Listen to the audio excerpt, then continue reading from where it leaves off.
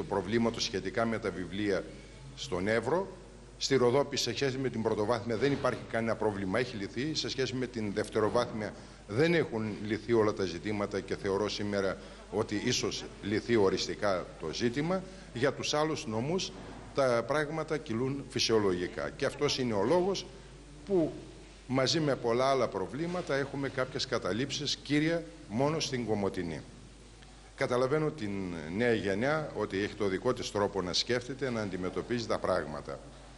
Όμως, σε αυτήν την περίσταση που βρισκόμαστε όλοι, θεωρώ ότι μπορούμε να πάμε μπροστά μόνο με ανοιχτά σχολεία.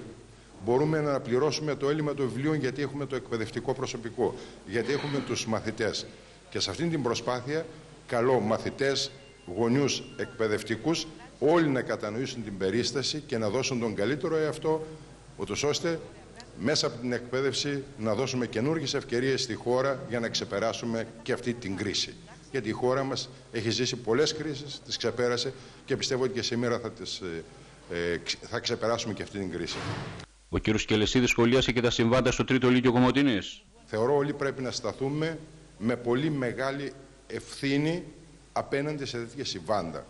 Οι μαθητές οι οποίοι θα πρέπει να κατανοήσουν και να περιφρουρήσουν κάθε φορά που προβαίνουν σε μία πράξη, τους γονείς που πρέπει να έχουν μια σαφή αίσθηση για το πού βρίσκονται τα παιδιά τους στην κατάληψη, τους εκπαιδευτικούς που πρέπει να σκέφτονται τους μαθητές και όλη την πολιτεία να σταθεί με ευθύνη απέναντι σε τέτοια φαινόμενα που προσβάλλουν τον πολιτισμό μας, προσβάλλουν την εκπαίδευση, γιατί η δικαιολογία είναι εξωσχολική, για μένα δεν ισχύει, είναι πρώην μαθητές, δεν είναι εξωγήινοι.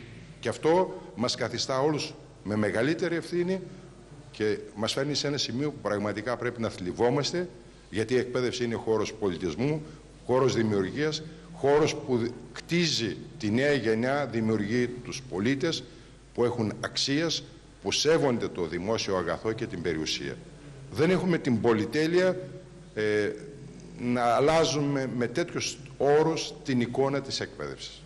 Τους βανδαλισμούς που έγιναν στο Τρίτο Λύκειο Κομοτηνής σχολίασε με σχετικές δηλώσεις το Υφυπουργός Δικαιοσύνης, Διαφάνειας και Ανθρωπίνων Δικαιωμάτων, βουλευτής Πασόκ Ροδόπης Γιώργος Πεταλωτής.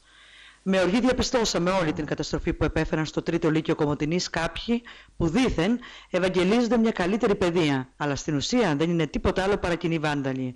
Πώς ακριβώς προάγουν την παιδεία και την εκπαίδευση, καταστρέφοντας ένα πλήρως ανακαινισμένο σχολείο και εξοπλισμό 100.000 ευρώ, ιδιαίτερα μεγάλης αξίας σε αυτή τη δύσκολη εποχή? Είναι προφανές πως στόχος όλων αυτών ήταν το κλείσιμο ενός σχολείου και η λαιλασία του, εις βάρος των μαθητών, των γονέων τους, των εκπαιδευτικών και της κοινωνίας της πόλης μας. Μιας κοινωνίας που σύσσωμη καταδικάζει τέτοια φαινόμενα που ούτε ταιριάζουν στην κουλτούρα της πόλης, ούτε στη λογική και την ιδεολογία των Κομοτηναίων. Αναμένουμε καταλογισμό ευθυνών και αποζημίωση. Υπάρχουν ευθύνες και πρέπει να καταλογιστούν σε πρόσωπα, τα οποία και πρέπει να πληρώσουν τη ζημιά που δημιούργησαν. Καταλήγει το σχετικό δελτίο τύπου, το οποίο φέρει την υπογραφή του Υφυπουργού Δικαιοσύνης Γιώργου Πεταλωτή. Πάμε σε αυτό το σημείο, κυρίες και κύριοι, εμείς να δούμε την εικόνα, πώς αυτή διαμορφώνεται στην Ροδόπη μέχρι και εδώ την ώρα. Έχουμε κάποιες καταλήξεις της καταλήψεις, δηλαδή κάποιες